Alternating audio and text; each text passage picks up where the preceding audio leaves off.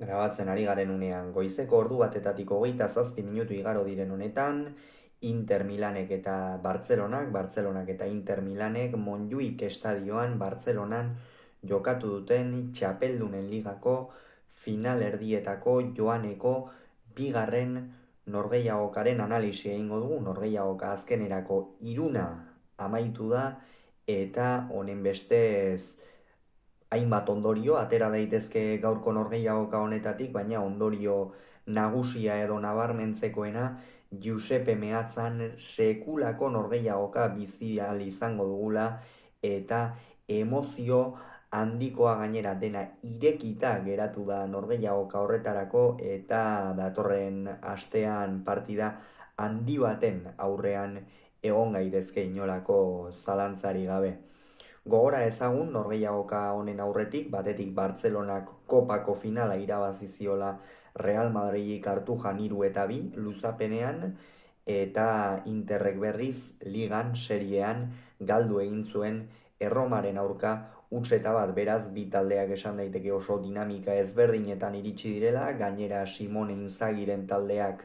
Erromaren aurkako porrotorren ondorioz serieako lidertza ere galdu zuen, eta gaurkoan ziuraski horren amorrazioz motivazio doblearekin iritsiko ziren Bartzelonara. Horiek kontuan hartuta Hansi Flickek eta Simone Inzagik honako 11 hauen aldeko apustua egin dute, batetik Hansi Flickek 4-3-1 sistemaren aldeko apustua egin du, Chesney izan da ATP-an, atzealdean lauko lerroan Kundek jokatu du eskuinaldetik, Gerard Martinek ezkerraldetik, Kuarsi eta Inigo Martinez izan dira atzealdearen erdialdean, Euskarri bikoitza osatu dute Frenkie de Jongek eta Pedrik, erdipuntan Dani Olmo zela, hegalean erasoan eskuinaldetik Lamine Yamal izan da, ezkerraldetik Rafinha eta goian Ferran, gogoratu behar da, Robert Lewandowski taldeko goleatzaile nagusia, oraindik ere ez dela osatu eta ikusiko dugu ea Milanen jokatzeko prest ote dagoen. Simone Inzagiren taldeak berriz 3-5-2 sistema erabili du gaurkoan, normalean erabili ohi duena. Sommer izan da ATP-an, atzealdean 3 erdiko atzelari izan dira, Bastoni jokatu du ezkerraldetik, Bisekek eskuinaldetik eta Txerbi izan da erdialdean, hegalean jokalari aurreratuagoak Di Marco izan da ezkerraldetik, Dumfries eskuinaldetik eta zelai erdian lagundu diete Txalanogluk, Mkhitaryanek eta Barelak, eta goian Lautaro eta Marcus Thuram izan dira. Gauzak ezin hobe hasi dira Inter Milanentzat, izan ere lehenengo minutuan jada Bartzelonak ohiko moduan eta denboraldi honetan zehar erakusten ari den moduan presio ikeragarria egin du goian, ia jokalari guztiak Interren zelaian zeuzkan, eta ondorioz Bastonik baloia luze jokatzea erabaki du, irabazi egin dute italiarrek, Thuramek hain zuzen ere, Thuramek eskuinaldera deskargatu du, Dumfriesek sekulako lasterkaldia egin, erdiratu eta haze gola egin duen Marcus Thuramek. Hori da, hori norgehiagokari hasiera ematea, hor poz sartu baloia zetorkion bezala, Inigo Martinez egia da, irristatu egin dela, Gerard Martinek ere lehen biziko minutu horretan gabezia dezente erakutsi ditu ezkerralde horretan, eta ondorioz Dumfries erraztasun handiarekin sartu da, eta Marcus Thuramek benetan maixuki sartu du horpoz Chesney gaindituz. Milanentzat sekulako testu inguru positiboan ipini da, norgehiagoka lehenengo minutu honetan, Interrentzat barkatu,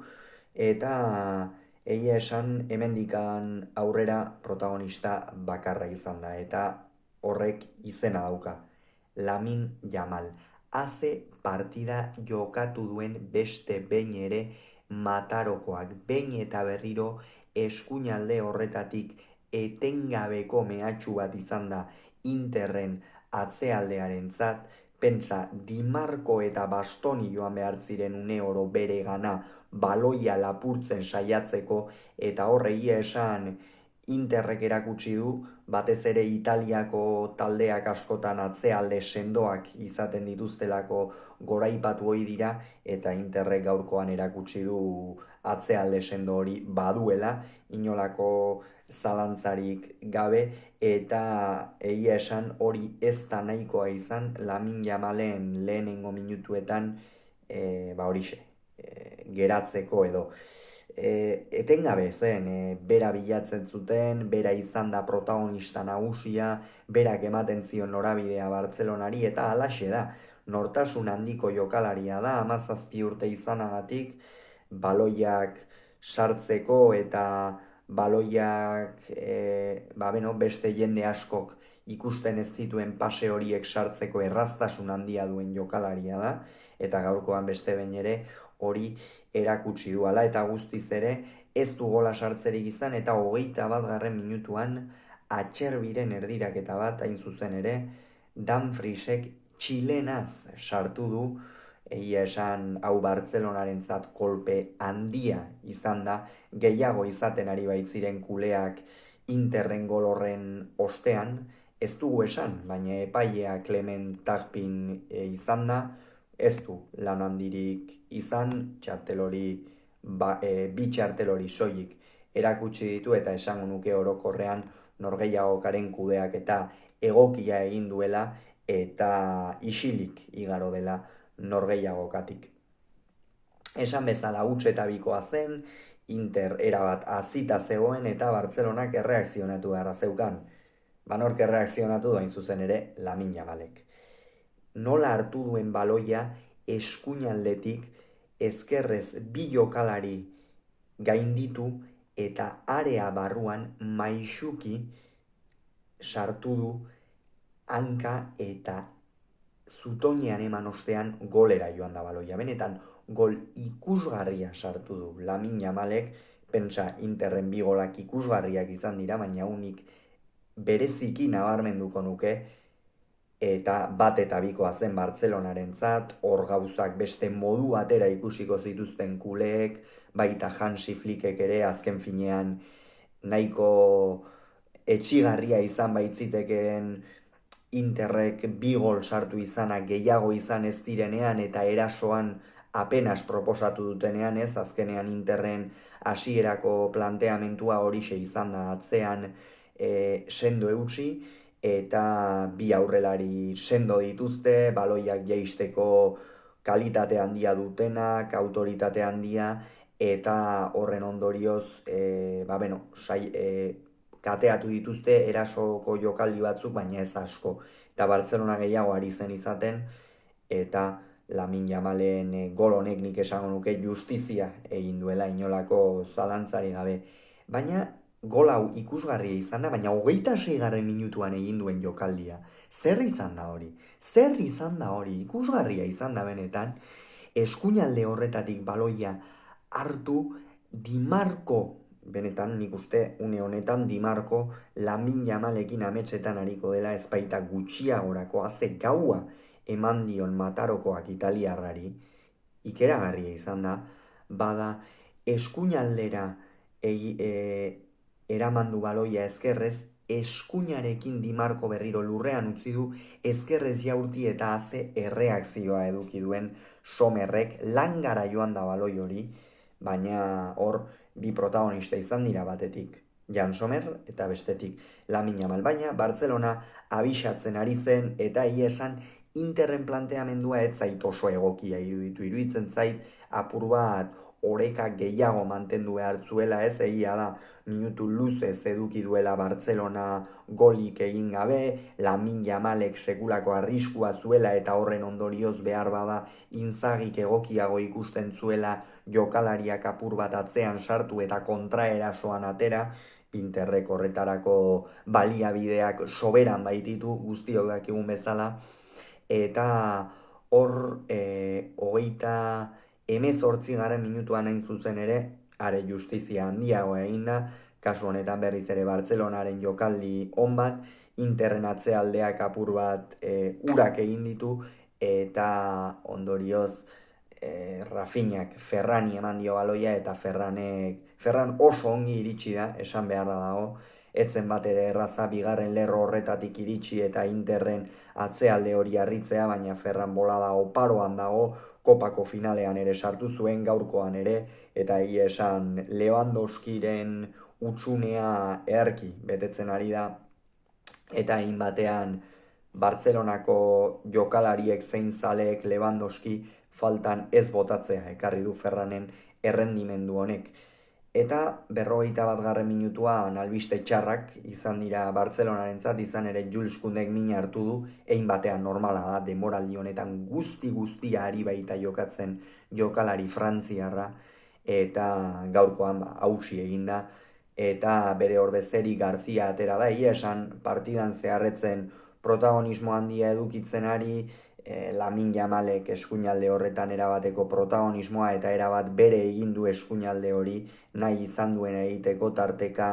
izkin egin, tarteka aurkariak gainditzen saiatu, tarteka paseak kanpoaldearekin zein barnekaldearekin denetik egin du Lamin Jamalek, eta horren ondorioz Jules Koundé apur bat itzalpean geratu da gaurkoan, eta bere ordezeri Garzia atera da, esango nuke errendimendu ona izan duela, oso kritikatua izan da hainbat urtetan, eta gaurkoan gainera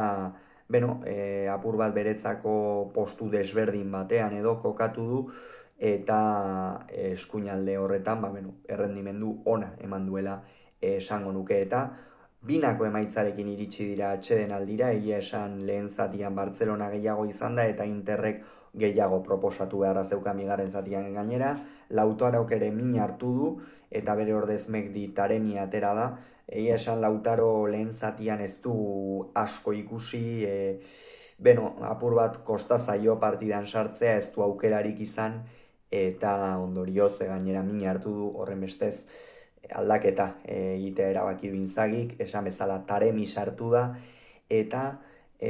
Taremiren norgehiagoka nahiko diskretua izan da, ez da asko agertu, egia da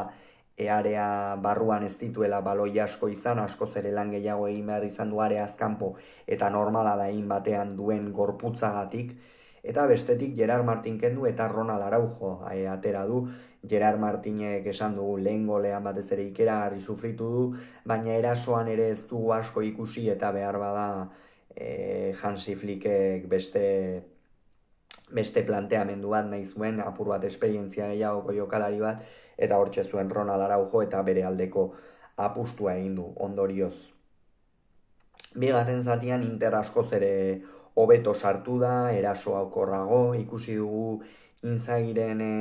taldea, eta apur bat zelai erdiko jokalariak batez ere gehiago agertzen, ez? Txalanoglu ez da asko agertu, baina bai Barela eta Mkhitaryanek beste protagonismoa izan dute bigarren zatian, zer esanik ez, Dumfriesek eta Di Marcok egaletatik igotzerakoan lehen zatian apenas ikusi ditugu, horixe bi jokaldi horietan, goleko bi jokaldi horietan,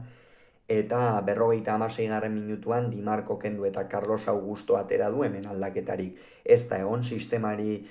dagokionez. Di Marcok esan dugu ikeragarri sufritu du Lamin Jamalekin, eta bai Inzagik erabaki ona hartu dela iruditzen zait bera aldatzen. Carlos Augustorekin gero gainera Inter eroso egon dela esango nuke, Bartzelonak batez ere minutu horietan ez du lehen zatian bezain beste mehatxatu, eta ondorioz lehen minutu nahiko erosoak izan dira Carlos Augustorentzat, eta 73. Minutuan Txalanogluk Dumfriesi emandako baloi batean, Dumfriesek ez du arkatu Txesniren irteera trakes baten ondorioz, eta Interrentzat 3. gola izan da, behar bada hemen merezimendu gehiago sartutako gola izan da, bigarren zatian batez ere gehixeago erasotu dutelako, baina berehala iritsi da Bartzelonaren erreakzioa. 75. Minutuan haze zartakoa eman dion Rafinhak areaz kanpotik, lehenik eta behin baloiak langan jo du, eta gero Somerri bizkarrean emanen da, ondorioz epaileak Somerrek bere atean sartutako gol moduan kontatu du, baina Rafinhak eman dion zartakoa ikusgarria izan da, jokaldien txaiatua perfekziora atera zaio Bartzelonari, hor Lamin Jamalek pasatzen utzi dio hankazpitik, eta Rafinhak ezkerrez sekulako zartakoa eman dio, eta baloiak lehenik eta behin langan jo du, eta gero Somerren bizkarraren ostean sareetara joan da. Egia esan oso gol garrantzitsua izan da Bartzelonarentzat, esan behar da, Bartzelonak zerbait lortu badu Hansi Flickekin lehiakortasuna dela, ez? Askotan